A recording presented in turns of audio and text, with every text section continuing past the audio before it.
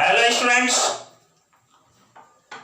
आपका YouTube channel tangent academy की ओर से आपको धन्यवाद। जुड़ने के लिए धन्यवाद। प्यारे बच्चों,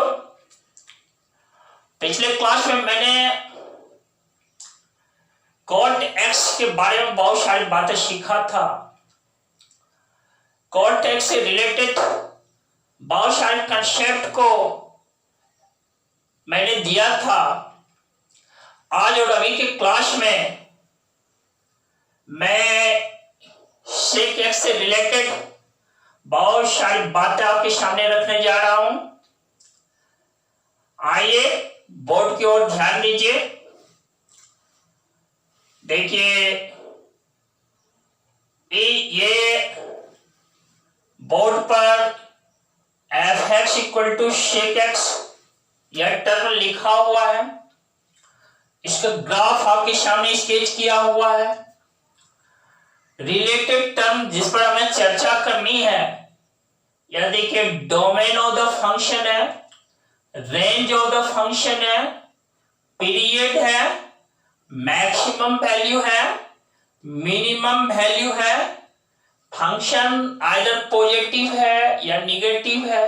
यानी कहने का सेंस है कि यह किस क्वाड्रेंट में पॉजिटिव है और किस क्वाड्रेंट में निगेटिव है। दोस्त, इसके बारे में हम डिस्कस करने जा रहे हैं। देखिए, सबसे पहले तो आप जाने सेक एक्स जो है ना, यह हमारा हाइपोटेनस और बेस का रेशियो है। So it is the trigonometrical ratio, so it is the T ratio. और यह सेक एक्स जो है, यह 1/cos x के इक्वल होता है। दोस्त, यदि हम सेक एक्स को एक ट्रिग्नोमेट्रिकल फंक्शन के रूप में कंसीडर करें तो इसको हम लोग लिखते हैं function of x equal to sec x. आप इस बात को जानते हैं फंक्शन ऑफ x ही y होता है। देखिए, ये जो सेक एक्स है,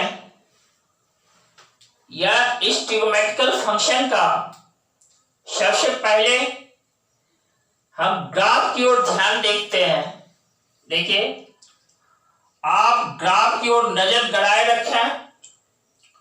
देखिए, यह हमारा एक एक्स एक्सिस है। दोस्त, यहां हमारा वाई एक्सिस है। एक्स और वाई एक्सिस को, एक्स और वाई एक्सिस एक दूसरे को ओरिजिन पर कट करता है। देखिए, यहां पर π/2 है, यानी x इक्वल टू π/2 है। दोस्त, और यह है क्या?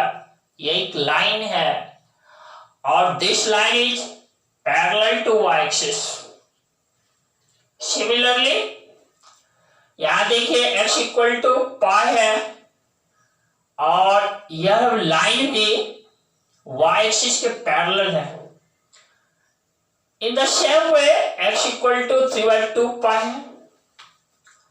यहां पर देखिए, इस ओरिजिन से जब टुवर्ड्स लेफ्ट चलते हैं, यहां पर x इक्वल टू -π/2 है। दोस्त, और देखिए, यहां पर एक लाइन है। This line is y equal to 1 और this line parallel to x axis. Origin से जब आप एक यूनिट नीचे उतर रहे हैं, यहां भी एक लाइन है। यह लाइन y इक्वल टू -1 है और this line is also parallel to y axis. प्यारे बच्चों, मैं -π/2 से π/2 की ओर आपके ध्यान को कंसंट्रेट करना चाहता हूं। देखिए, -π/2 से 0 जब आप चलते हैं, यह फोर्थ क्वाड्रेंट में लाई करता है। और आप इसका ग्राफ देखें, यह ग्राफ इन्फिनाइट से फॉल करता है। और देखिए यह जो एक लाइन है y=1, इसको यहां पर टच करता है। फिर देखिए जब 0 से π/2 की ओर बढ़ते हैं तो यह ग्राफ 1 से अपवर्ड फिर इनफिनाइट की ओर बढ़ना शुरू हो जाता है। देखिए ये जो x=π/2 लाइन है, इस लाइन को यह टच नहीं करता है, बल्कि यदि कहा जाए कि यह कहां पर टच करता है, टुवर्ड्स इनफिनाइट की ओर टच करता है दोस्त। और देखिए यह ग्राफ शो करता है कि मेरा -π/2 से 0 और 0 से π/2 के बीच ये जो sec x है, इसका मान 1 और 1 से बड़ा ही है। और देखिए यह प्लस इनफिनाइट से फॉल करता है 1 तक, और 1 से लेकर के फिर प्लस इनफिनाइट की ओर यह ग्राफ दिखाता है। अगली बात है कि देखिए तो यहां पर इसके मान को क्या कहा जाए कि देखो भाई 1 to इनफिनाइट बोला जाए। देखिए फोर्थ क्वाड्रेंट में इनफिनाइट से 1 तक फॉल करता है, फिर फर्स्ट क्वाड्रेंट में 1 से इनफिनाइट की ओर चला जाता है। तो इसका रेंज आखिर ये फोर्थ और फर्स्ट क्वाड्रेंट में है क्या, फ्रॉम 1 to इनफिनाइट। और आप इनफिनाइट के बारे में जानते हो कि इनफिनाइट को इनसाइड ओपन ब्रैकेट रखा जाता है। sec x का मान 1 होता है, 1 के इक्वल भी होता है, इसलिए यहां पर इसको मैंने क्लोज ब्रैकेट में डाल दिया है। प्यारे दोस्त, ठीक इसी तरीके से π/2 से जब 3/2 पाई की ओर चलते हो तो मेरा क्वाड्रेंट है सेकेंड क्वाड्रेंट और थर्ड क्वाड्रेंट। देखो सेकेंड क्वाड्रेंट में जो ग्राफ है मेरा, यह y=-1 है ना, यह y=-1 को टच करता है। ये देखो ये माइनस इनफिनाइट से ग्राफ इंक्रीज करता है, करते करते 1 तक पहुंचता है। फिर थर्ड क्वाड्रेंट में -1 से माइनस इनफिनाइट से लेकर यह ग्राफ -1 तक पहुंचता है दोस्त, -1 तक। फिर यह थर्ड क्वाड्रेंट में ये y=-1 से यह फॉल करना शुरू करता है और -इनफिनाइट तक चला आता है, -इनफिनाइट। तो सेकेंड और थर्ड क्वाड्रेंट में इसके मान को क्या कहा जाए, -इनफिनाइट से -1 तक इसका वैल्यू हो सकता है। देखिए -इनफिनाइट से -1, फिर -1 से फॉल करता है -इनफिनाइट तक। लेकिन जब आप इंटरवल में लेंगे तो आप क्या लिखेंगे भाई, ऐसी टाइप से ना, -इनफिनाइट to -1। और देखिए इसको हम ओपन ब्रैकेट में डाल देते हैं और इसको एक यूनियन साइन के द्वारा ऐड कर देते हैं। इस तरीके से ये जो sec x है ना, इसका मान -infinite to -1 union 1 to infinite हो सकता है दोस्त। यह हमारा ये जो sec फंक्शन है ना, इसका रेंज है दोस्त। रेंज दैट मीन्स परिसर, इसकी सीमा, यानी x के डिफरेंट वैल्यूज को डालने पर sec x का मान क्या हो सकता है। देखो -∞ to -1 union 1 to infinite. This is the range of the function range। देखो भाई, यह हमारा रेंज है। इसी को हम क्या करते हैं, एक नंबर लाइन के द्वारा भी दिखा सकते हैं। देखो -∞ है, यहां पर -1 है, यहां 1 है, यहां ∞ है। यहां पर एक छोटा सर्किल दिया, इसको छोटा सर्किल दिया, इसको ब्लैक कर दिया, इसको भी ब्लैक कर दिया। इसका वैल्यू देखो -∞ से -1 तक हो सकता है और 1 से लेके ∞ तक हो सकता है। तो भाई क्या इसका मान नहीं हो सकता है? तो देखना -1 से 1 के बीच में इसका वैल्यू नहीं हो सकता है। आप इसको इस ग्राफ से भी समझ सकते हैं। देखिए -∞ से -1 तक ग्राफ ऊपर आता है, फिर -1 से -∞ चला जाता है। देखिए ये फोर्थ और फर्स्ट क्वाड्रेंट में देखिए 1 से लेकर ∞ तक आता है। आप गौर से करेंगे ना, गौर से देखेंगे तो आपको पता चलेगा, हेलो, आपको पता चलेगा कि यह ग्राफ y = -1 से 1 के बीच में कहीं शिफ्ट नहीं कर रहा है दोस्त। तो इस तरह से आप याद रखना, values of sec x doesn't lie between -1 to +1 दोस्त। From graph it is also clear, और इसको मैंने समझाने का प्रयास किया नंबर लाइन के द्वारा भी, आप इसको समझें। एक इंटरवल के द्वारा भी देखिए यही है। तो -∞ to -1 यूनियन 1 to ∞। और देखिए इस रेंज को मैं यहां लिख डालता हूं -∞ to -1 यूनियन 1 to ∞।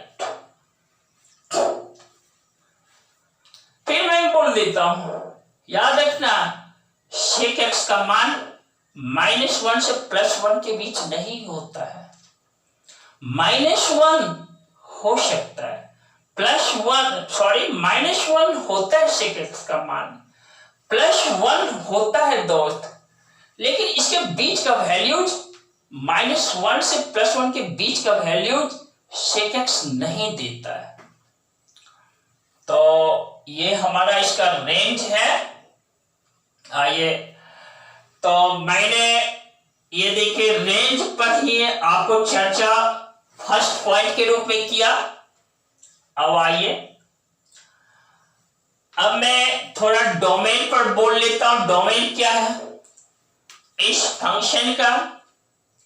आप याद रखना दोस्त,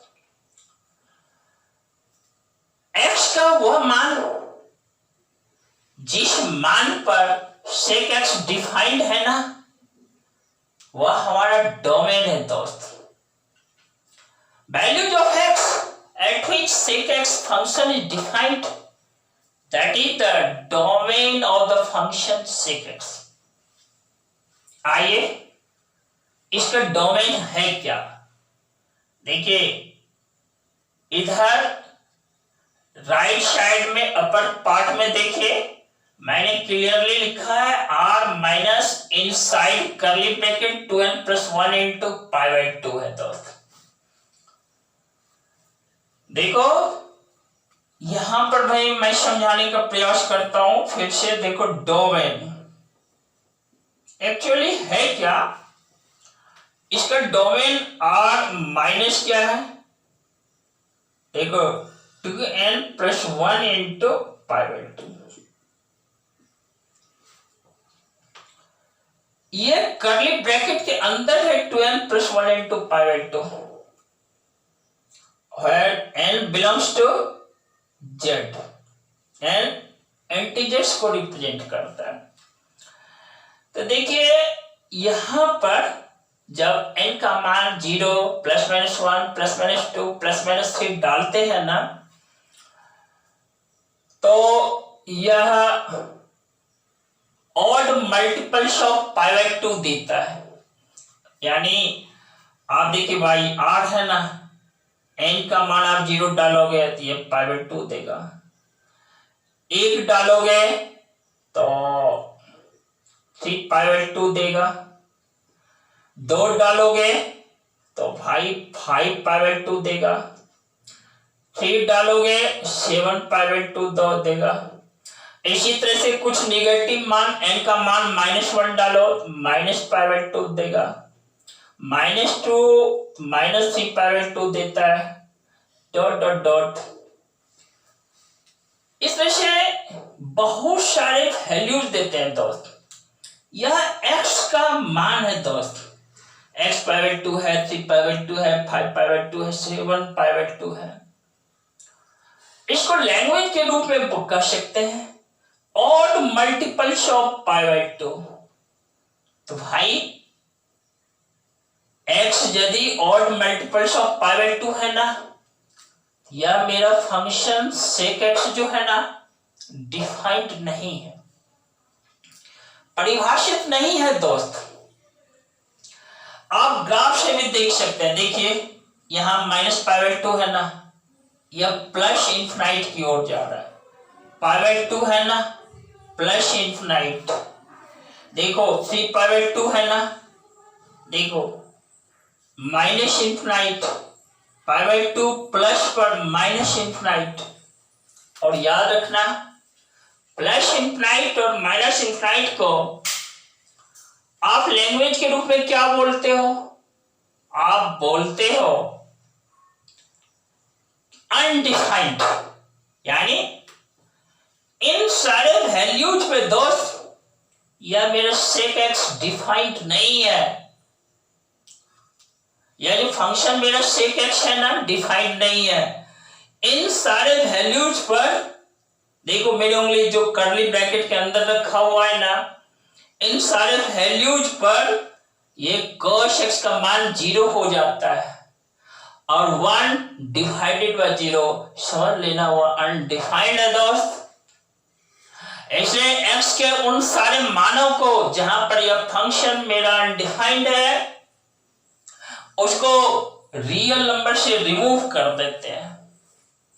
इसलिए देखिए रियल नंबर में, सेट ऑफ रियल नंबर्स में मैंने इन सारे वैल्यूज को क्या किया है, आउट कर दिया है, सब्ट्रैक्ट किया है। इन चूंकि ये बहुत सारी इनफाइनाइट वैल्यूज हैं x के जहां पर वह अनडिफाइंड है, तो इस सारे वैल्यूज को लिखना तो संभव नहीं है। इसलिए हमारे एक मैथमेटिशियन ने रूल दिया, देखो लिख दिया 2n+1 into π/2 inside curly bracket दे दिया और कह देना n बिलोंग्स टू z। तो जैसा ही n बिलोंग्स टू z यानी इंटीग्रल वैल्यूज ऑफ n डालते हैं ना, ये सारे वैल्यूज आ जाते हैं। इसलिए शॉर्ट तरीका हमारे मैथमेटिशियन ने खोजा कि भाई डोमेन कैसे लिखा जाए, और minus inside curly bracket 2n+1 into π/2। प्यारे दोस्त ये जो फंक्शन है ना, ये sec x, इसका डोमेन यही है।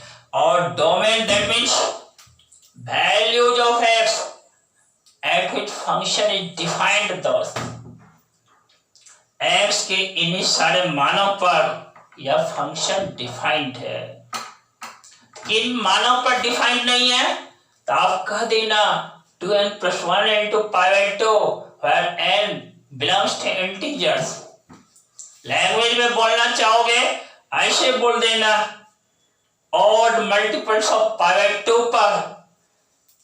यह फंक्शन सेकेंड डिफाइंड नहीं है दोस्त, इसीलिए यहां पर लिखा हुआ है, देखो डोमेन मेरे साथ साथ एक बार रख लो, और minus inside curly bracket 2n + 1 into पाई/2 where n belongs to z। मैं लिख देता हूं, where n belongs to z। n क्या है? z। अगला वर्ड है दोस्त हमारा पीरियड है।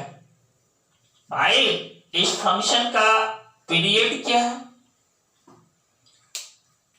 देखिए आपने पीरियड पिछले क्लास से अब तक में कई बार इस वर्ड को सुना है। एक्चुअली पीरियड है क्या? देखिए मैं प्रायः हर ट्रिगोनोमेट्रिकल फंक्शंस जो आपके सामने ले रहा हूं, sin x, cos x, tan x, cot x और sec x, पीरियड की चर्चा मैं कर दिया करता हूं, यहां भी कह देता हूं। ये जो फंक्शन है ना, आफ्टर एन फिक्स्ड इंटरवल के बाद अपने पाथ को रिपीट करता है दोस्त। देखो -π/2 से 3/2 पाई तक लिया ना, ये ग्राफ मिला। ठीक आप नेक्स्ट में 3/2 पाई से जब आप आगे बढ़ोगे तो ग्राफ इसी टाइप का ऑब्टेंड होता है, प्राप्त होता है। ग्राफ इसी टाइप का ऑब्टेंड होना यानी अपने ग्राफ को वो रिपीट करता है। इसका मतलब है वह अपने वैल्यू को दोहराता है दोस्त at an interval of 2 pi.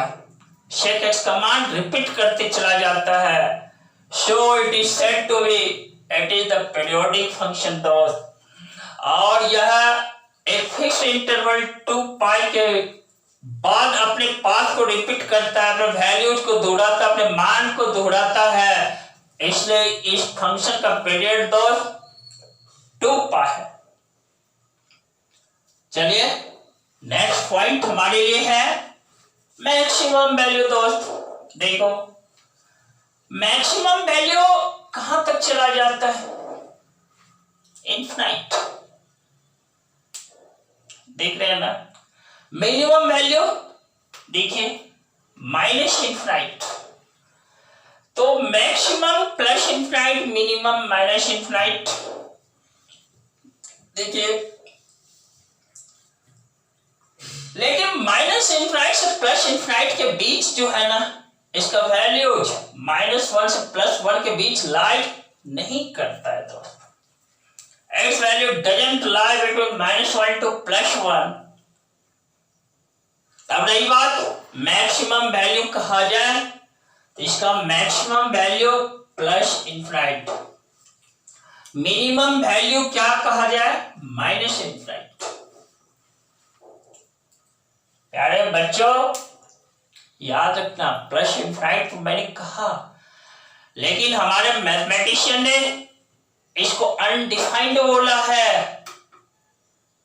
Maximum value ऐसा आप कह सकते हो नॉट ऑब्टेन्ड, मैक्सिमम और मिनिमम वैल्यू नॉट ऑब्टेन्ड यानी अनडिफाइंड। प्यारे वो बच्चों जब अनडिफाइंड है तो आप इसको किस लैंग्वेज में बोल सकते हो? आप ऐसे बोल सकते हो maximum value not obtained, minimum value not obtained, या प्लस इनफाइनाइट या माइनस इनफाइनाइट कह करके आप उसको संतुष्ट कर सकते हो, सेटिस्फाई कर सकते हो। Very good.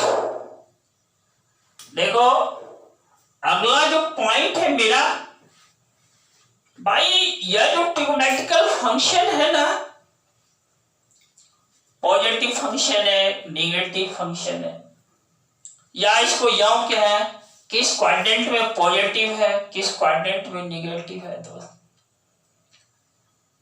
इस दो वर्ड पे मैं चर्चा कर देता हूं। देखो, फंक्शन पॉजिटिव है, आप ग्राफ से आप इसको समझ सकते हो। फंक्शन निगेटिव है, ग्राफ से समझ सकते हो। याद रखना, किसी भी फंक्शन का ग्राफ एक बहुत बड़ी चीज होती है। आप उसको कंसेप्ट के साथ समझ लो, बहुत सारी बातें वह ग्राफ कह देता है, इशारे इशारे में बोल डालता है दोस्त। इसलिए अध्ययन करने के समय आप फंक्शन का ग्राफ स्केच करना सीखो। बहुत सारी बातें यह ग्राफ कह देता है और आपका ज्ञान बहुत ब्रॉड हो जाता है इस क्षेत्र में। देखिए, पॉजिटिव फंक्शन और नेगेटिव फंक्शन, देखिए ये -π/2 से 0 है, क्वाड्रेंट इज 4th, लिखा 4th। This is the first quadrant. देखो यहां से यहां देखो, यह हमारा सेकेंड क्वाड्रेंट है, यह हमारा थर्ड क्वाड्रेंट है। तो देखो भाई, फोर्थ क्वाड्रेंट और फर्स्ट क्वाड्रेंट में इसका ग्राफ जो है sec x का y = 1 से भी ऊपर बना है। ये लाइन है y = 1, यानी x एक्सिस से ऊपर ग्राफ ऑब्टेंड हुआ है। x एक्सिस से ग्राफ ये ऊपर प्राप्त हुआ ना, इट मीन्स क्या, x एक्सिस से जब ग्राफ ऊपर प्राप्त हुआ है यानी y पॉजिटिव है दोस्त। और y का पॉजिटिव होना ही तो कहा जाता है फंक्शन एक पॉजिटिव है, क्योंकि f(x) = y होता है। Function of x is equal to y, here function is sec x। तो देखो यह फंक्शन मैं यहां पर स्केच करके दिखा देता हूं। देखो, यह हमारा फर्स्ट क्वाड्रेंट में पॉजिटिव है, फिर चलो सेकेंड क्वाड्रेंट में देखो भाई निगेटिव है, फिर देखो थर्ड क्वाड्रेंट में y = -1 से नीचे है, यानी कहो कि x एक्सिस से नीचे है, निगेटिव है। फिर देखो फोर्थ क्वाड्रेंट में देखो, यहां है फोर्थ क्वाड्रेंट, यह प्लस है। आप याद रखना इस बात को, first quadrant positive, second quadrant negative, third quadrant negative, fourth quadrant positive. sec x first quadrant में पॉजिटिव है, सेकेंड क्वाड्रेंट में निगेटिव है, थर्ड क्वाड्रेंट में निगेटिव है, फोर्थ क्वाड्रेंट में पॉजिटिव है दोस्त। तो इस तरीके से मैंने ग्राफ के थ्रू आपको सिखाने का प्रयास किया। यह जो मेरा फंक्शन है ना, first quadrant positive, second quadrant negative, third quadrant में पॉजिटिव, फोर्थ क्वाड्रेंट में निगेटिव। दोस्त, आज की क्लास को मैं यही सीमित रखता हूं। इसमें और बहुत कुछ है, अगली क्लास में ऐसे और रिलेटेड कंसेप्ट को लेकर के आपके सामने उपस्थित होंगे। आप तैयार रहना। और मैं अपनी बात को स्टॉप करने से पहले कह देता हूं कि इस चैनल को यदि सब्सक्राइब नहीं किए हो तो आप सब्सक्राइब कर देना।